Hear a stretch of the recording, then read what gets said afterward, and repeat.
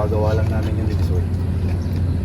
Ang totoo, mga dati kaming tauhan ng sindikato.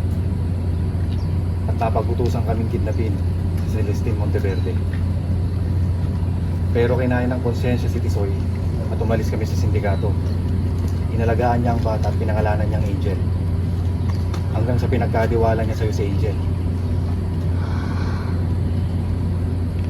Sir Enrico, humihingi po ako ng tawad sa lahat ng nangyari. Kung ano man po ang maging desisyon niyo, handa po akong tanggapin.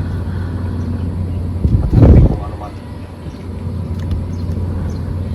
So, ibig sabihin, yung inampon ko, at yung minahal namin ni tatay na kadugo namin, anak na Enrico? Oo, bebe. Si Angel at si Celestine, siya yung wawa ng anak ni Sir Enrico. Diyos ko.